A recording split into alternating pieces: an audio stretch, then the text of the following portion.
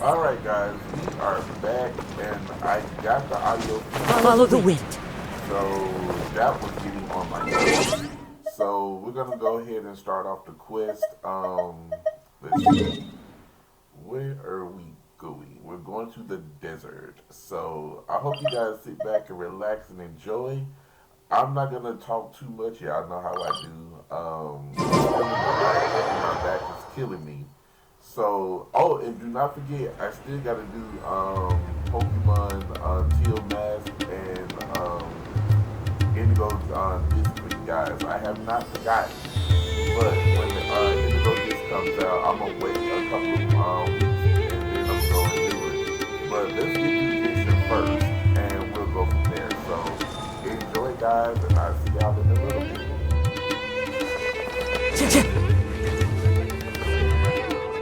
Hey, Dehya, you're back. Are these two friends of yours?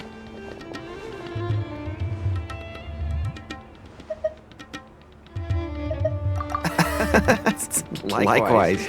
There's no need to be so formal with us. We're a pretty casual crew. Anyway, since we've got newcomers, let me fill you in on what the Khan al-Ahmar has been up to lately. They've become extremely aggressive. Apparently, even their own now have become acceptable targets. They even attack other relics brigades, just the same as any other mercenary brigade. Even the most ferocious beasts still protect their own. It sounds like they've thrown that straight to the wind. That's right. Once they've collected enough loot off the other mercenaries, they sell it off to a different brigade, or turn to merchants on the black market. A portion of their profits is immediately exchanged for more food and weaponry to be used in their next violent operation. Yeah, and it really makes you wonder why they're so desperate for Mora. A few days ago, Isham and I trailed them for a while, and even disguised ourselves as merchants to conduct trade with them. We were able to learn a few things from the exchange. Rather than saying they're out to plunder and hoard Mora, it'd probably be more accurate to say that they're experiencing an internal power struggle. Wait, a power struggle? You heard me right. The vast majority of their victims are mercenaries from the other brigades of Deshret's relics. If their only goal was Mora, they could have gone after anybody. The targeted nature of their attacks points to a power struggle between the different brigades within the relics. That's the only plausible explanation we have. Unfortunately, we weren't able to find out anything more specific. It seems they're also trying to keep things under wraps. One last thing we discovered was that over the past few years, as the Khan al-Ahmar became more and more active, Deshret's relics as a whole became a lot weaker. Sounds mighty strange to me too. Harun, you can leave the rest of the investigation to us. Gotta say though, I didn't expect you to go on a whole undercover mission during the few days I was gone. Sounds like you were really putting your necks on the line, no? Nah, it was nothing. We're just as concerned about the situation as you are. The Khan al-Ahmar is your father's crew after all. What he said. Besides, Dehya, haven't you done more dangerous things than all of us combined? What we did is nothing compared to your experiences. Yeah. And while they went to talk to Khan al-Ahmar, I took a look at the last camp they attacked. Any survivors of the attack were already long gone. There was nothing of value left in the camp. Hisham and Khalaf. You're here too. We rushed over as soon as we saw you come into Caravan Rebat. Although this new friend of yours looks a little green behind the ears, I'm sensing a special vibe from him. Now that we know you'll have a capable partner with you, we can also rest easy. Hey, what about Paimon? Feel anything special? You're also planning to tag along with them? Of course! Paimon is the traveler's most important guide. Wherever he goes, Paimon will follow. In that case, then you better take care of her too, Dehya. Don't underestimate Paimon! Don't worry about her. She may look tiny and helpless, but she's been through just as many battles as the traveler here. Even if she had only survived on sheer luck, then that alone would still make her quite formidable. I had no idea. I guess I shouldn't judge by appearances. One other thing, Dehya. When you're free, why don't you update the deputy about your upcoming schedule? We held another recruitment event a few days ago, but everyone only came to see the Flame Main. You weren't around at the time, so people were pretty disappointed to only find our crew of rough, unkempt guys. The deputy put a lot of effort into the event, but it was basically for nothing. Only a few people chose to stay, and that really got to him. Sorry to hear that. I'll be sure to bring him some great liquor next time. I left in a hurry, and I couldn't make it back in time for the event. Gotta admit, I can understand their disappointment, though. You're our brigade's main selling point, after all. Now, if only the deputy could figure out a way to bring a few more smoking hot members into our ranks. Keep dreaming. Remember the last time I invited a couple gals into the brigade? You all just froze up with your mouths gaping like a bunch of scarecrows. The awkward silence and weird expressions left quite the impression on them. They were originally interested in joining us, but after that, they both told me they were too uncomfortable to stick around.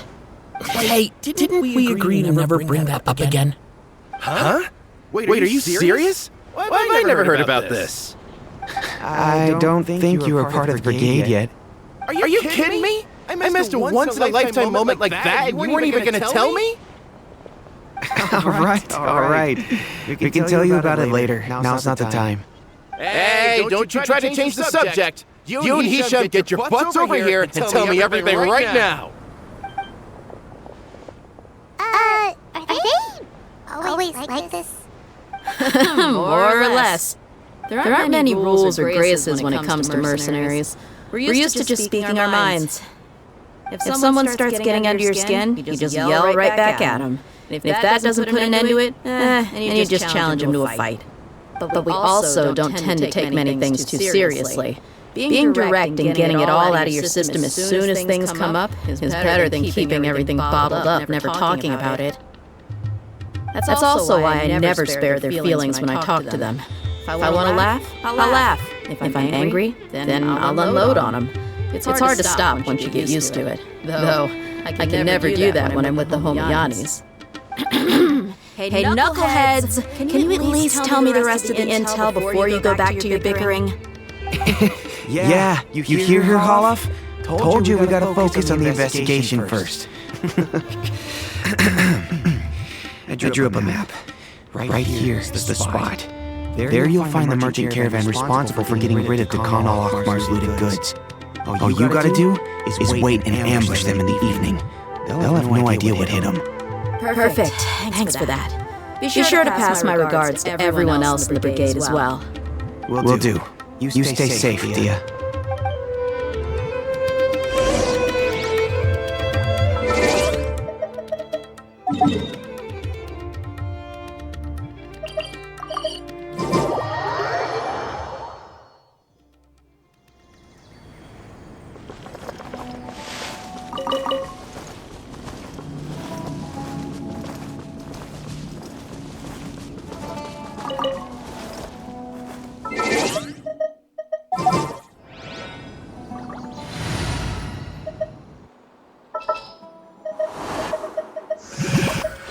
Perhaps we could take...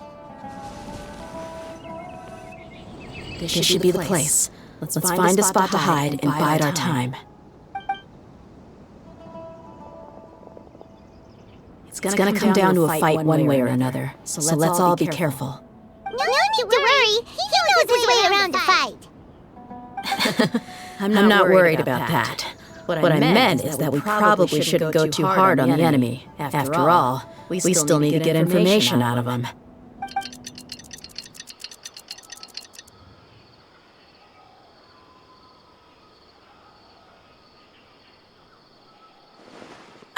Here they come. You ready? Let's not give them a chance to react and end this quickly.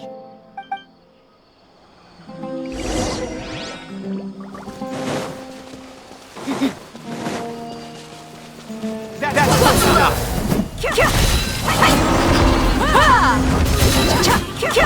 Shine down! Settle down!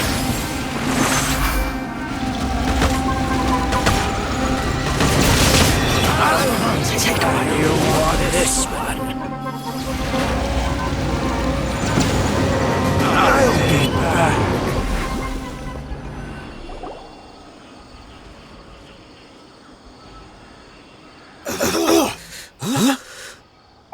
You're...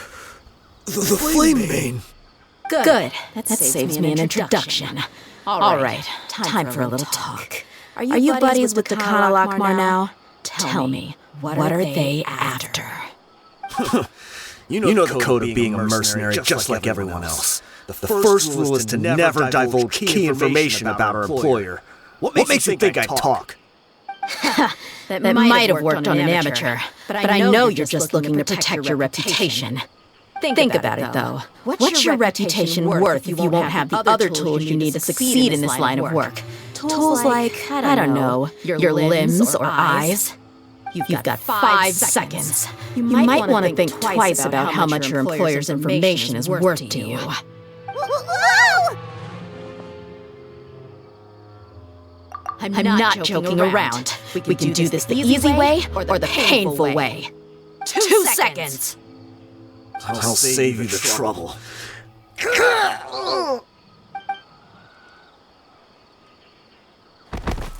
Huh? Are you crazy? He tried to bite off his own tongue. Quick, search the area for any first aid supplies.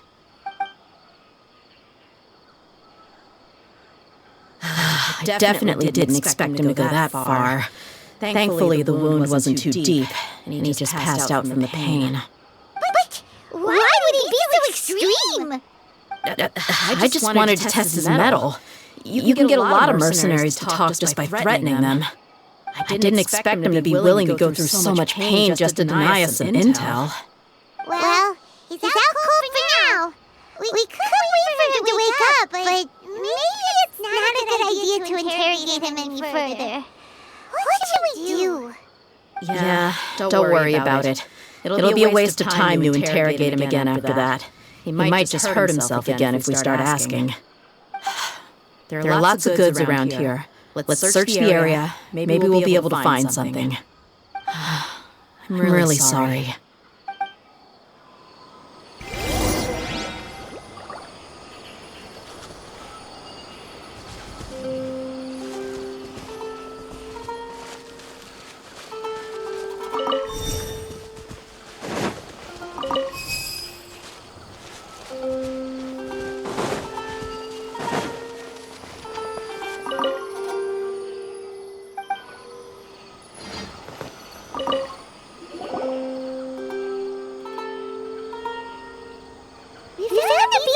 With a bunch of names on it. Maybe it's a record of something. Let me take a look. If this really is a merchant caravan, they should have a record of their transactions. Yep. I see an entry for Kennilo right here. Kusela, Idrisi, Bashar, and Takriti.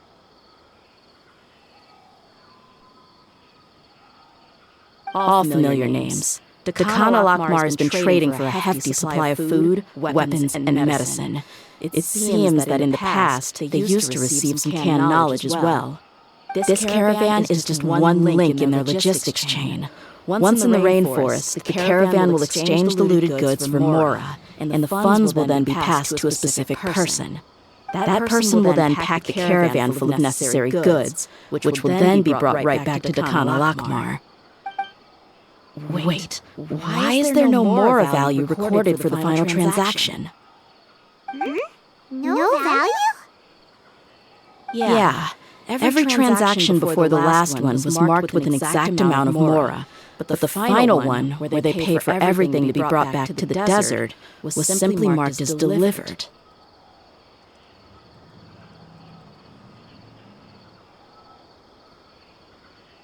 Perhaps. But they couldn't have known how much they would make off selling the loot.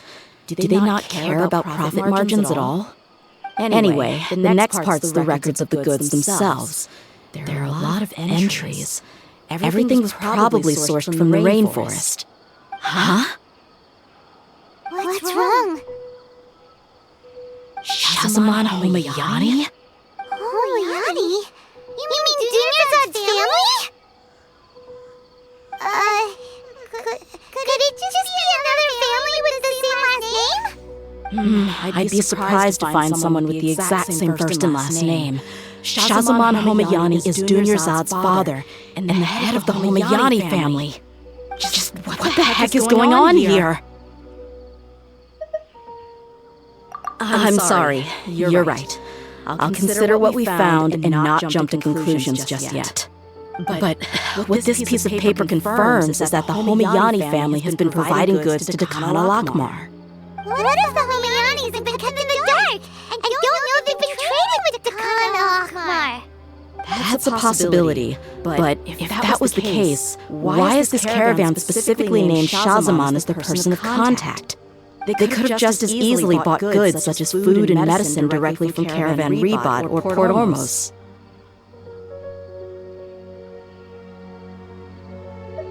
Yeah, funding violence and looting. The brigade gets the goods, and he is paid the proceeds from the sale of the loot. Why would he do something like this? It's not like the Homiyanis are in need of money. I honestly have no idea. I've been to their estate many times, and I've never noticed anything suspicious. The only potentially large expenditure I could think of would be the treatment costs for Dunyarzad's Elazar. Maybe they borrowed a lot of Mora in the past, but that's still just a speculation. I don't think the master would stoop so low to make Mora. You're probably right. I know my lady's personality, and she wouldn't deliberately keep something like this from us. But what should we do now? All we found is just another mystery. If you ask me, we already have no choice but to confront her about this. I'm not worried. It's too early to make a verdict yet. I still have faith in the Homiyanis. Let's go find my lady again. We'll tell her everything and see if she's willing to lend us her support. If we're lucky, we can not only figure out the mystery of this paper, but also follow the trail of breadcrumbs to the people responsible at Dakana Lakmar. Dehya, are you sure this is the best decision? What if instead of getting the help we need, we just end up revealing everything we've discovered to the enemy? I've considered that possibility, but even still, I want to tell her what we found. I think I owe her that much. True friendship is built on trust. She showed genuine concern for me when we first brought up the topic. I can't repay her kindness with doubt and suspicion. That's not how I deal with people. You're right. Paimon wants to trust Dunyarzad too. Yeah. Let's pay another visit to Sumeru City.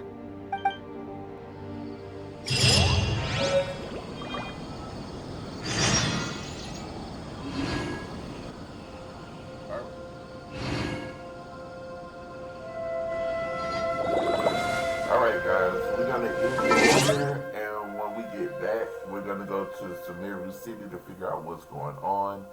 Thank you guys for the love and support. I will see you guys later.